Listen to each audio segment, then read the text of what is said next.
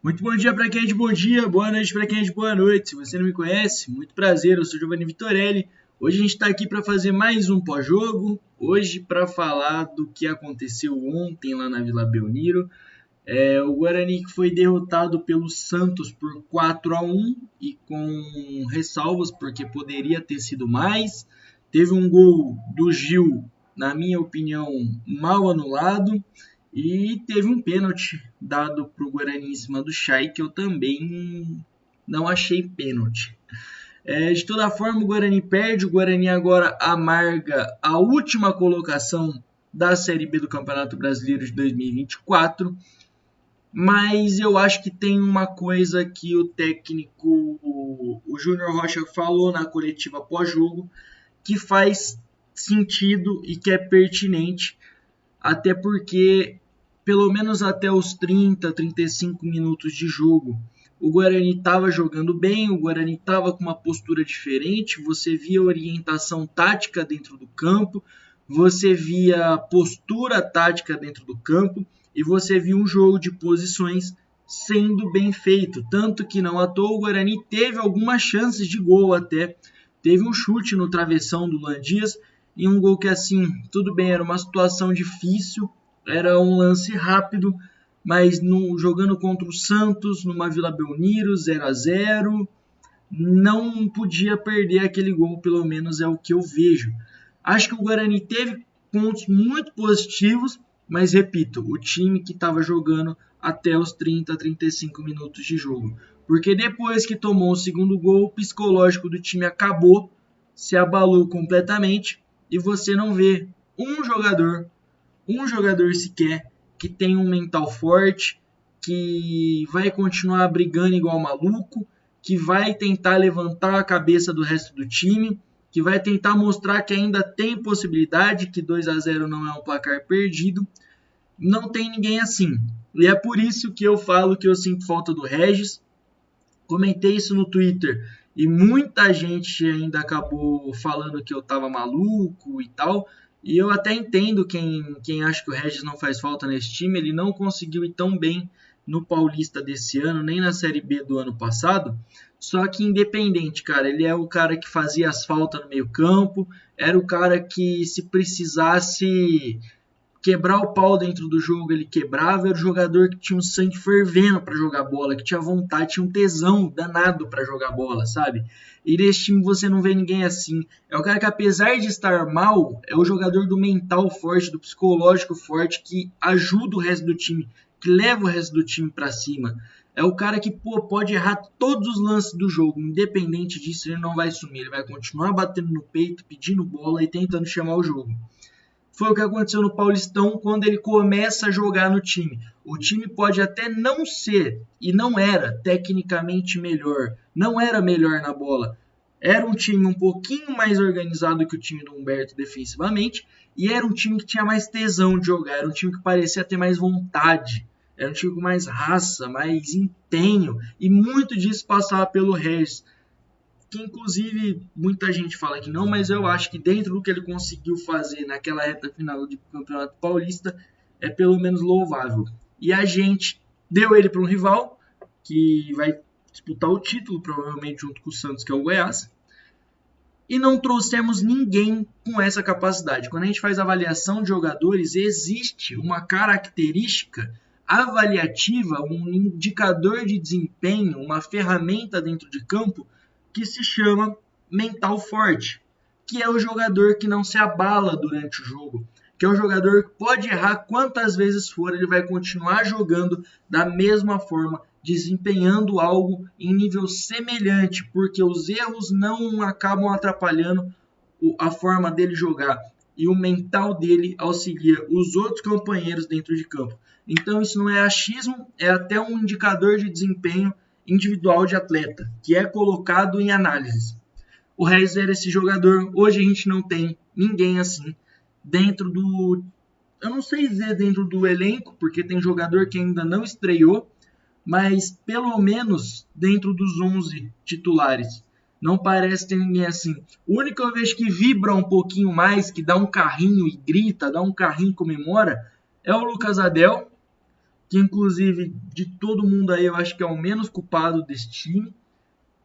E o jogo de ontem, eu acho que, como eu disse, mostrou pontos positivos e eu vou falar um pouco de tactics, mas eu acho que o mais importante para a gente continuar falando sobre Guarani durante esse ano é que tá dando uma angústia enorme, tá dando uma dor no coração ver esse time jogar. Em 2012 eu era criança e eu lembro daquele campeonato, quanto foi sofrido, quanto foi difícil, cara.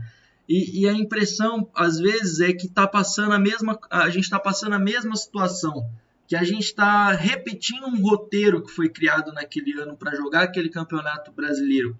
Porque em 2012 o time não era bom, o time era ruim, o time tinha problema de salário, mas eram 11 jogadores de mental muito forte, eram 11 jogadores que pelo menos todo momento estavam lá brigando, gritando, fazendo barulho, dava um chutão para fora, gritava na cara do adversário. Já esse time, bicho, parece que ninguém ali tem sangue, parece que é todo mundo sangue de barata. E para jogar uma Série B, primeiro, para jogar uma Série B isso não pode acontecer. Uma Série B é muito diferente de você jogar um campeonato europeu, um campeonato da Série A, que você pode até montar um time de jogador sangue de barata. Uma Série B é impossível fazer isso. E ainda mais você disputando uma posição ali para não cair para a Série C. Então é mais do que isso. A gente já viu o time que o mental conseguiu salvar o time de não ser rebaixado. A gente já viu o time que o mental conseguiu fazer o time ser campeão. A gente já viu times extremamente táticos com sangue de barata sendo campeão. Mas a gente nunca viu um time com esse sangue de barata brigando para não cair e que conseguiu escapar dessa situação. Então acho que isso é o mais importante, cara. É o que eu tô sentindo. Falta de tesão nos jogadores em jogar, sabe? Tem jogador que passa a carreira inteira se sustentando nisso. E é querido pelos clubes que passa. Apesar de ter deficiência técnica. O jogador que tá lá brigando, tá lá guerreando, tá demonstrando que tá tentando, tem tesão de jogar bola, ele sempre é querido nos clubes que ele passa. Se eu conseguir alguma coisa bem pequena dentro do futebol, eu tenho certeza que pelo menos uns 70%, 80% foi devido a isso. Vamos lá falar um pouco desse time. Mas... Eita, que travou? Voltou. Perdão, Vamos lá falar um pouco desse time, mas eu ressalto sempre, isso é o que mais me incomoda no elenco do Guarani hoje. Não tem ninguém com essa capacidade. Bom, estamos aqui no SofaScore. O Guarani veio a campo num 4-1-4-1 para atacar e num formato um pouco diferente para defender, que eu vou explicar depois. Veio com o Douglas Borges, inclusive. Eu acho que é poupa-tempo, né? Não preciso nem comentar a horrorosa partida que fez o Douglas Borges. A péssima partida que fez o Douglas Borges. Que inclusive, a gente que eu digo, não é nem os torcedores, porque os torcedores vêm falando disso há muito tempo. Mas as pessoas dentro do Guarani normalizaram atuações medíocres de alguns jogadores ainda na Série B passada. Porque conseguiu ir bem durante um determinado tempo da Série B e depois começaram as atuações medíocres. O Douglas Borges sempre foi um goleirinho nota 6 aqui no Guarani. Desde o Campeonato Brasileiro, quando foi exigido, misericórdia, atuações medíocres. No Paulista, quando foi exigido, atuações medíocres. Desde que começou o Brasileiro, atuações medíocres. Não dá mais para tolerar algumas coisas. Esse daí é o próximo a nem aparecer mais no banco de reserva. Se o Vladimir não está pronto para voltar, se o Pegorari não pode voltar, é o que eu sempre falo. Na época que a água bate na bunda e o time não tem dinheiro, é a base que salva. Sempre foi assim, isso é histórico no Guarani. A gente em Série C, sem dinheiro, jogando mal, em Série A2, quem salvou foi a base. Eu só nunca entendo porque a base não pode entrar antes da água tá batendo na bunda. Da água tá aqui, no pescoço. Cara, o Álvaro fez uma copinha, não foi nenhuma mil maravilhas não, mas fez uma copinha boa. Não entendo por que não jogar com o Álvaro, então, já que você tem um goleiro incapaz de esticar o braço. Seguindo. Na direita, Diogo Matheus, mais uma péssima partida do lateral direito. Não conseguiu construir, não conseguiu ser lateral base, muito menos lateral ofensivo. Pelo menos o que me parece é que o Júnior Rocha conseguiu entender que o Diogo Matheus não sabe atacar a profundidade. Não à toa, ele não fez isso em nenhum momento do jogo. Douglas Barcellar e Lucas Adel, miolo de zaga. Aí eu até achei ok os dois.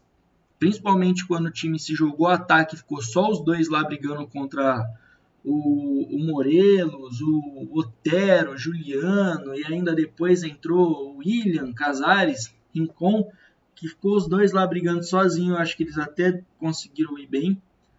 Na esquerda, Jefferson. E aqui eu vou comentar uma coisa sobre a dupla Jefferson e Ayrton. Não como um zagueiro, mas como um volante com o time atacando o Léo Santos e um zagueiro quando a bola entrava nos corredores laterais. E também quando a bola se aproximava muito da área, ele se tornava um terceiro zagueiro entre o Douglas e o Lucas Adel. Lá na direita, Luan Dias. Na esquerda, Ayrton. Centralizados, Matheus Bueno e Camacho. E na frente, Caio Dantas. O time do Santos veio com o João Paulo, João Pedro Sherman, Gil, Joaquim, Gonzalo Escobar. Um meio que na realidade o desenho não era bem esse, né? O Juliano ele atuava aqui na frente dos dois, o Morelos era bem centralizado, Guilherme e Otero na ponta. Otero ponta direita, Pituca, João Schmidt volantes, Guilherme na ponta esquerda, Juliano centralizado e Morelos de centroavante. Ainda depois no Guarani entraram Kaique, João Vitor, Heitor, Marlon e Chay. O Chay que surpreendentemente até entrou bem. No time do Santos entrou William Casares, Rincon, Patrick e Reiner. Se a gente olhar, o banco do Santos é melhor do que o time titular do Guarani. E daí eu não preciso nem falar sobre o time reserva do Guarani. Gols esperados, que não saíram. O Santos teve quase 1,5. Porque tudo que chutou praticamente entrou, né? Gols esperados do Guarani, que foi praticamente o chute que o Luan Dias deu no travessão e algumas pequenas oportunidades de perigo. Posse de bola, o Santos foi 10% superior. Finalizações, o Guarani teve 9, Santos 14. No gol, o Guarani teve só 2 e o Santos teve 14. Teve 7, perdão. Aqui um outro dado que eu queria pegar. Cadê? Vou achar aqui, peraí. Desarmes. Desarmes, era isso. O Guarani teve 9 desarmes. Jogando em uma linha bem baixa. Bem baixa, eu vou explicar um pouco sobre essa linha daqui pra frente. Jogando em uma linha bem baixa, o Santos teve 22 desarmes. O Guarani teve só 8 interceptações jogando numa linha baixa. E 19 cortes. Um número muito baixo. Aqui um pouco das finalizações do Santos, onde saíram os gols, onde teve finalização. E no Guarani, as finalizações, tendo o gol do Caio Dantas, o chute do Luan Dias, não, esse aqui foi o chute do Luan Dias, e teve mais um ainda no comecinho, isso do Camacho. O Guarani conseguiu dar 2 chutes a gol e um travessão, sendo que um foi gol, o outro foi uma defesa do João Paulo e um foi o chute no travessão do Luan Dias. Dito isso, vou trazer aqui o meu vídeo para a direita e vamos comentar um pouco sobre a forma que o Guarani jogou. Acho que tem bastante coisa para falar e sim, teve coisas que eu gostei. Eu acho que o problema desse jogo não foi Júnior Rocha, não foi técnico, não foi tático. O problema desse jogo foi mental, emocional dos 11 jogadores dentro de campo. Vamos lá, o Guarani jogou nesse 4-1-4-1 bem definido. Isso porque Ayrton e Luan Dias, ao invés de serem pontas, jogarem próximo ao Caio Dantas, jogavam próximo a Bueno e Camacho.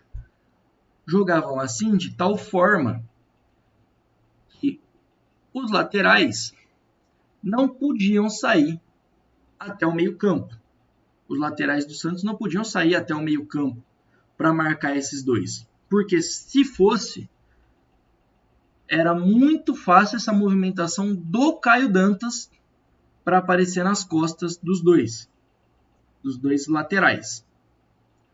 Ou seja, então foi postado os dois laterais adversários lá atrás na linha de 4. Para quê? Para que Ayrton e Luan Dias viessem em capacidade de 1 contra 1. E aí vamos falar sobre jogo de posições, jogo posicional.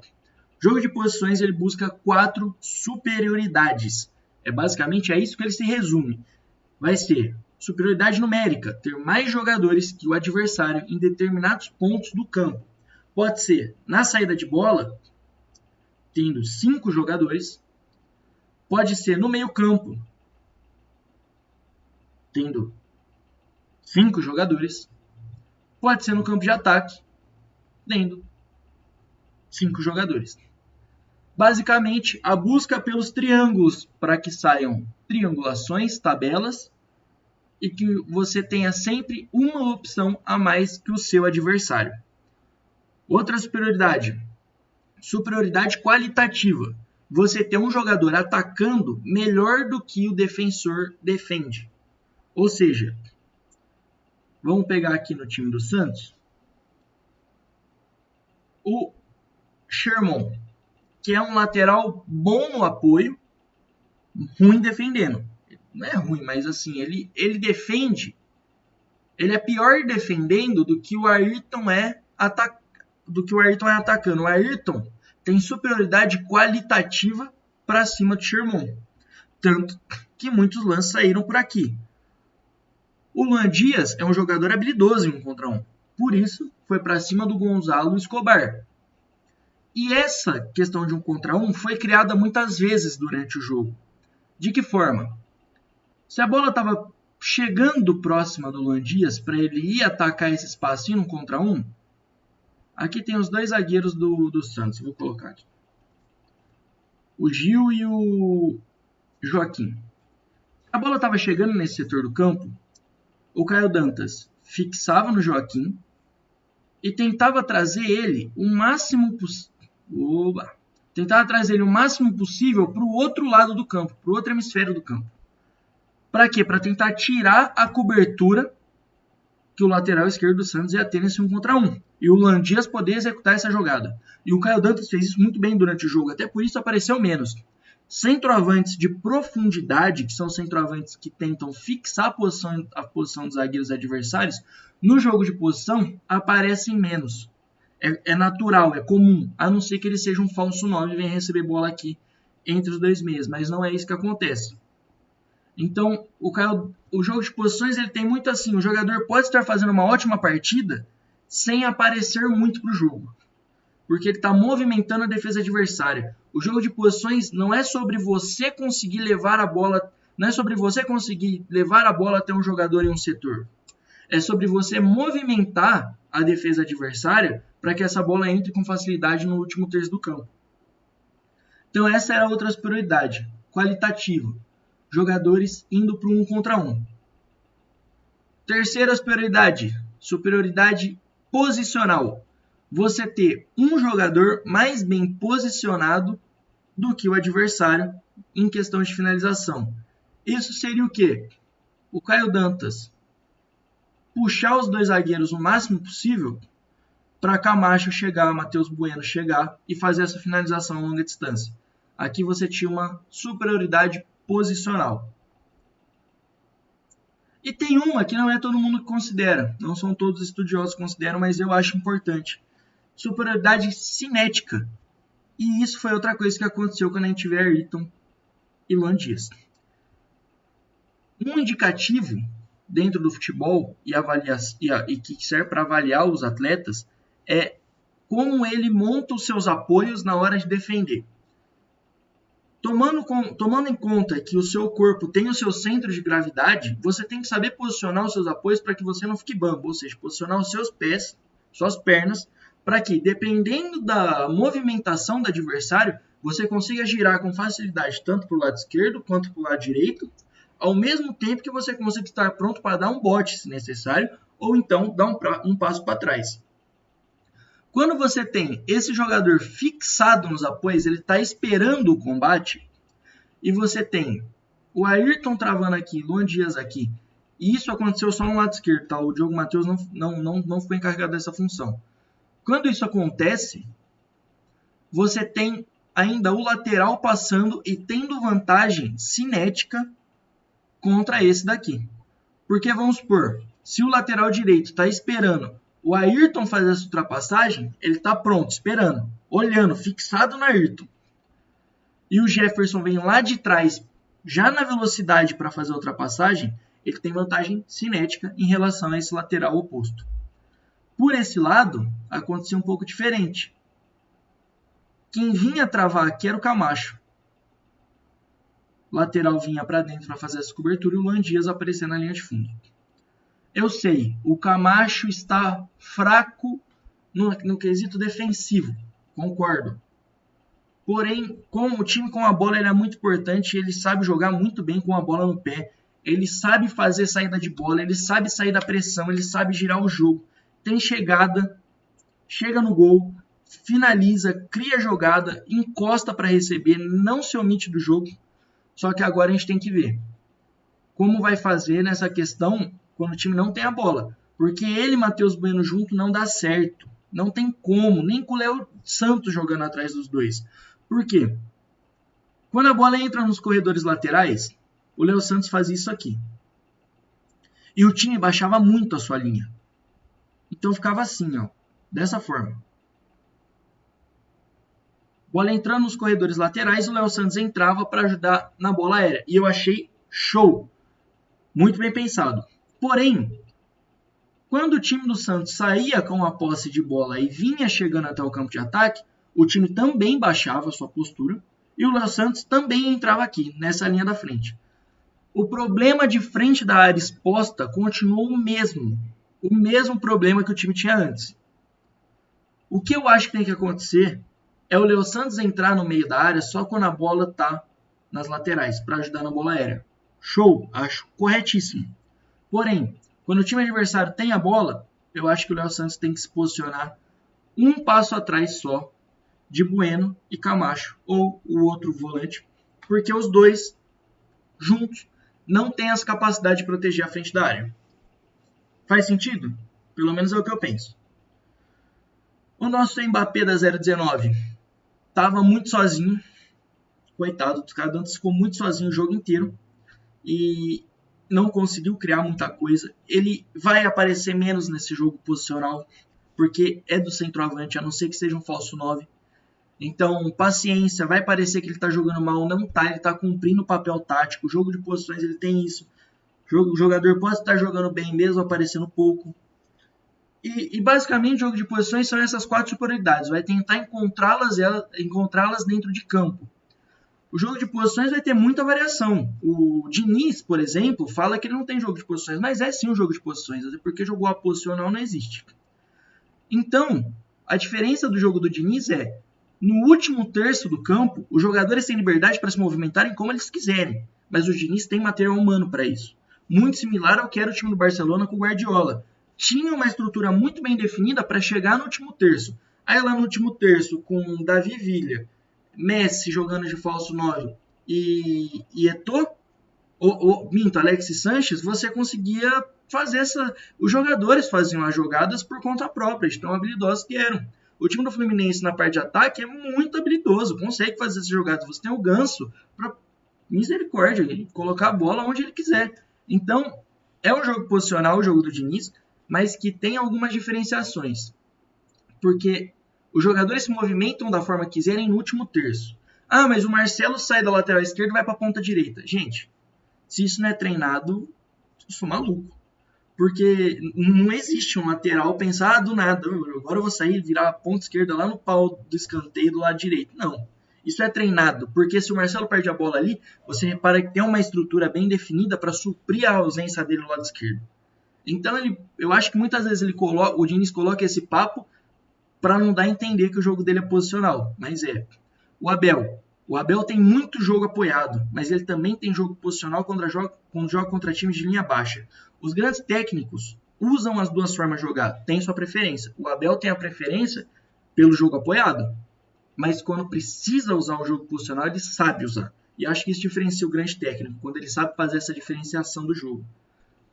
Bom, basicamente é isso. E tem mais uma coisa. O Guarani, quando perde a bola, tenta pressionar muito rápido. Mas quando o time adversário tem a bola, sai com a bola jogando, aí o time do Guarani tem um pouco mais de dificuldade e marca numa linha bem mais baixa.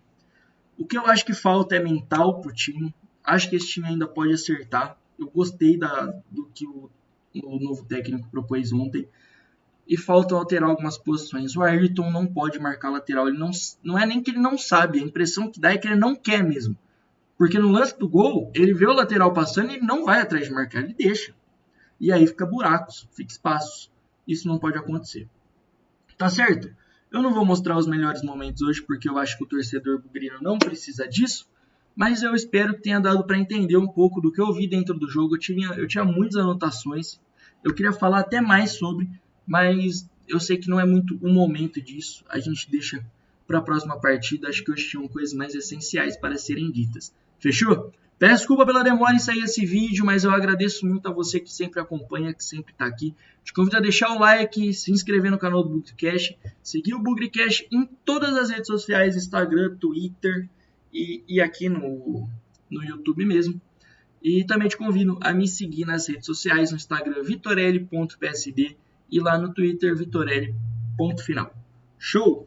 Por hoje foi isso, quero agradecer a toda a equipe do Bugrecast pela oportunidade de estar aqui e principalmente ao Léo e o Pezão, e agradecer a todos vocês. Deixa aí seu comentário para a gente bater aquela resenha e a gente vai conversando, mas que esse time possa evoluir. Pelo menos o que o novo técnico mostrou, eu consigo ver uma luz no fim do túnel, espero que ela não seja o trem. Fechou? Muito obrigado, até o próximo.